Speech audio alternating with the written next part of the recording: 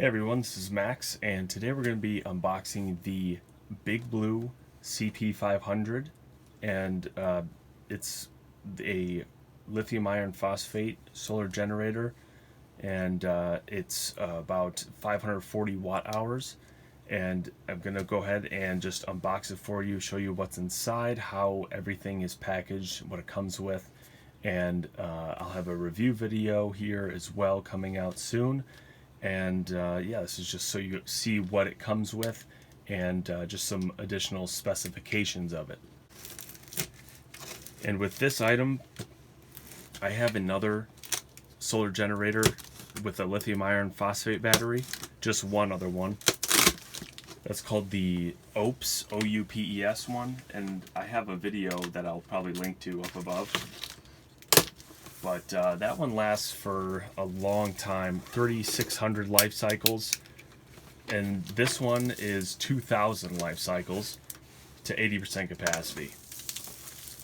Alright, so this comes in another box. I'll go ahead and pause it now and then show you the second box.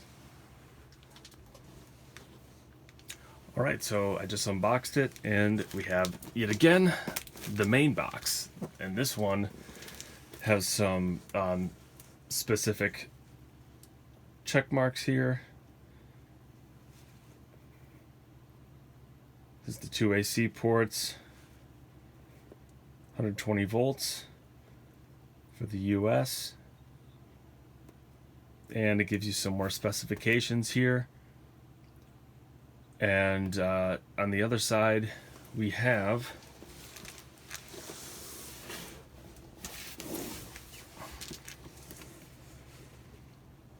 the different safety protections. And then over here, it looks like it's just a solar panel. And it's showing you how to connect it and what it can power. Very basic box. And on this side, it's just simply the BigBlue logo with the CP500 right there. Now, I'm not sure off the top of my head, because I haven't checked if this company has ever made a solar generator model before. I know they have solar panels and solar chargers. They're kind of the same thing, and they're really well known for that. I knew them before this, and they contacted me actually to review this. And I said yes, because I know the company. Sometimes I don't know exactly the company. I have to research them, but this company, I know them well from just reviewing some of their other products. And this is really cool because this looks like they're one of their first shots, if not the first shot at making a solar generator. And since I have a bunch of these systems that are in the same battery range as this, I can really compare them well, because I've used and I still have all of the solar generators that I've reviewed personally on this channel. So this will be a really cool test to see if it can perform as well as some of these other products. The specifications alone for the battery I'm very impressed with. It says 2,000 life cycles, and that alone is like 4 times the average, so it'll last longer than most other solar generators on the market right now. And so right when I open it, we have a box. Let me make sure you can see that. So we just have a box with some styrofoam, and it looks like these will be the adapters and maybe the instruction manual. There's the brown one. Interesting, they come in different colors of cardboard. Okay, so right here we have, first I see is this mesh bag. User manual. We have a mesh bag. Looks like it's big enough just for the cables. That's pretty cool. And then we have the car charger. Sorry if you can't see that. There you go. Then we have a few more things here. So we have an 18-month warranty card. We have a USB-C to USB-C connector. And so already there's 2 things that they did not need to include, but they did anyway, which is really nice. The mesh bag, I don't think I've ever received a mesh bag in all of the power stations that I've opened and reviewed. Oh no, the Jackery 300 and Jackery 1000 have like a little mesh kit to put your cables and stuff in. So Jackery is another company that does it, but besides that, this is the only other one that I know of. It gives you a little bag. And then the USB-C connector, that's cool. I think the EcoFlow River 600 Max, I got a lot of cables, and one of them was like a USB-C cable. So that's nice. And let's see what's in this other box. Okay, and then now for the white box.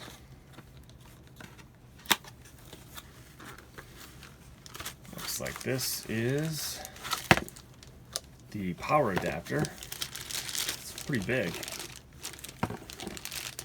And let's see how many watts this one produces, or at least mainly. 24 volts at 4 amps. So nearly 100 watts, 96 watts is the maximum for this. This is actually identical to the power supply that I received in my OPS, or OUPES system, which also had a lithium iron phosphate battery. So it's not the exact same brick, but it has the same power output that goes into the DC port, which you'll see shortly here. And then these two obviously connect for a wall charger. So I had trouble getting out of the box. This part is like glued to the bottom styrofoam part, so I couldn't just remove this, and I had to like turn it over. And the bottom part is showing the power station, but there was a whole bunch of styrofoam in the box that just stayed in the box when I took it out. So it's very well packed. Yeah, I mean, it's not going to get tossed around at all. It's like very secure. It's like one of the most secure systems I've had sent to me. So, taking the top off here, we have the power station. Got a little silica gel here. But, oh, it's got a little handle that comes out. And I'm sorry, I'm trying to see if it's on the camera. Okay, yeah, there it is. So that's what it looks like right off the bat. It's cool. I mean, it looks, I've had a ton of these, and it's all about the testing, but it looks nice. And it actually has a similar exterior to the EcoFlow River 600 Max that I've recently reviewed on this channel. So let's take it out of the plastic.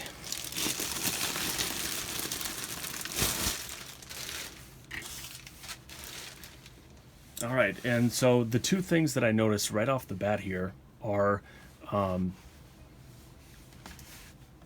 its first telescoping handle, or whatever you want to call it. I don't think it's telescoping, but it's a collapsible handle, and it has like a sort of a click to it, I think. Or no, that's how you just get it back in place. And then it extends. It's a little wobbly when it's extended, but it's nice to have this because I guess it just makes it more portable if you were to use this off the grid. So this is the first time I've seen a handle that sort of opens like that. Usually they're just like built in. And so, I mean, I guess with this sort of design, it's a little less secure. It's not like, it's not insecure, but it's just less secure and sturdy than if it were just mounted on it.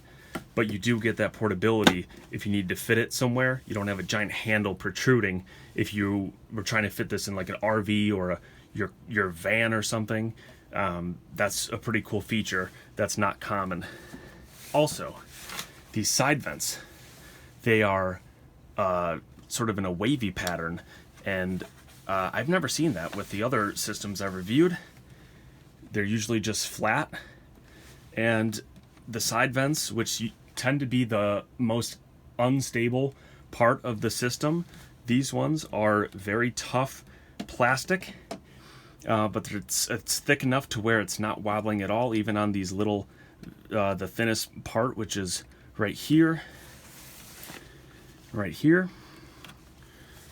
So those are the big differences I see with this system. All right, and so here, this is actually the back side of the CP500, and this is actually where the light is, and I'll test that in a second, but they have this little message here talking about their sort of mission, and they're talking about environmental protection being a big asset or a big part of their organization, and they discuss the spray-free technology where they don't spray like a color onto the actual system, and they say that they have added metal powder into plastic mixture injection, so it will shield radiation to the human body and reduce damage to the environment. So they talk about the fluid pattern as well. It's just normal, their normal injection process, and it's not a defect, which is kind of funny. But I'm sure people would have that question. So they're talking about the side vents. That's just the normal pattern. And the metal paint, I'm guessing, is the metal plastic mixture is probably this, as well as the sides. And the rest, like here, the gray, the darker gray, I don't know if that has that same mixture, but I mean, I could clearly tell that anything that's more silver looking is probably that mixture, and it feels like it's less of a plastic and more of a mix. It still it still feels like plastic, but it definitely has a smoothness to it that makes me think that that's the mixture. So that's pretty cool. So here's the power button. So I just held it down, and then it showed the different specs here. Let me go ahead and show you this before I show you the light. Love that feeling of taking off these little plastic things. And it has a nice size screen. I did not realize how large the screen was. We have the battery percentage, input and output watts, the hours until empty. Looks like the USB section is automatically on. There's no like button for it. But also here, there are just like some hidden details. The outside of the red power button is a sort of a purple color. Not sure if you can see it, but it's kind of cool. It's a little darker in my view. You got the light shining at you guys, but that's pretty unique. I'm gonna press it once and see what happens. See if it goes in sleep. Oh, I see. So if you press the power button once, it turns on the USB port section. Press it again, it goes off. But I'm sure if I just click on these, it shows the AC, shows the DC, and there's the USB section again. And they all have that same purple outline color, which is just a nice added touch to it. Makes it a little fancier, I guess. I'm not quite sure what the descriptor there is, but we have all of this. Now let's get to the light and see if it'll power up now that I turned on the system itself. Alright, so I'm just going to press it once. May have to hold it down. Whoa! Okay. That is very, very bright. I was not expecting that, and this looks like the less bright function, which is still bright. And then the SOS, sorry, ahead of time. So it has all the normal functions of a light, and the OPS system, I know I've mentioned it at least twice before in this video, but it has a very similar setup where it has a bright LED in the back of it and has the same settings. I'm not sure which one's brighter. This one's pretty bright, but I remember the OPS one was also pretty bright. The OPS one I've tested outside in the dark during a bonfire, and it was awesome. It was just the normal setting, not even the bright setting, was great for just like looking for firewood if you really want to lug this around. But you could see if you need it to like light up your bonfire or whatever, just to have a light source, it's actually really key. And I'm sure this one would do the same thing, just like that one. All right, let's get back to the front here. Okay. So now we'll go over the ports here. So over here we have the 12 volt 10 amp covered car port, cigarette lighter port. It's a nice cover. It's a loose cover, but it's not that loose. But it's not like a marine grade one, but it's still nice to have, so nothing gets in there. We have these two DC, looks like they're 5521 ports, and 12 volt 5 amps. I don't know if they're for each one is 12 volt 5 amps or if combined they're that. Usually I see like 12 volt like 3 amp or something, but we'll test those in the review. Then here we have the two obvious ones, the AC ports, and they have this little middle section. If you have one with a 3-prong and ground connection, you could put at least one of them in there, and that's nice. We have 500 watts of, looks like, continuous power, and that's pretty standard for a system of this size, about 540 watt hours.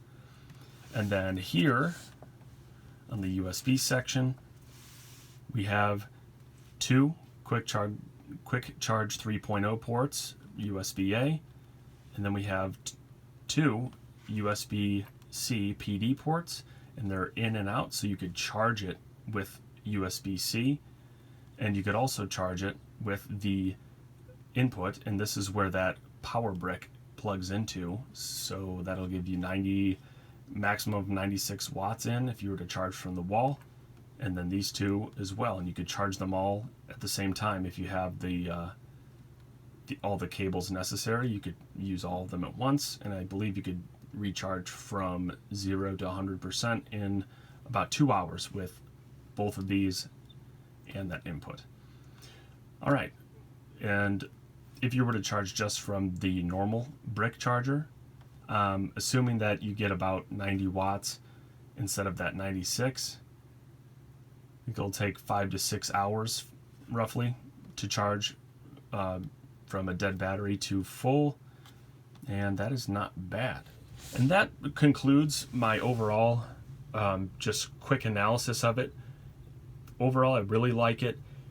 Its weight is fairly heavy, but then again, it has a pretty decent sized battery. And I also was sent a solar panel from them. It's the 100 watt, it's the SP100 that was specifically made for this. I'll be unboxing that either in a separate video or this one, I'm not sure which yet, but we'll go ahead and test it out and see how it connects to the inputs here. I'm guessing it connects to this one, but we'll find out. I'll show you guys that either in another video or this one. So stay tuned, and this concludes the unboxing, and then I'll have a review video out for this as well. If you got something out of this, please like it, but more importantly, I would definitely check out the review, because I mean, the exterior is only, it's not even 20% of what it needs to perform well. So I just want to make sure that you guys, if you were to get this, you don't just look at this unboxing. I want you to check out the actual review so you could see how it works when I test it, and you can make your own judgments after you've really seen it put to the test. So thank you guys for watching, and have a nice rest of your day.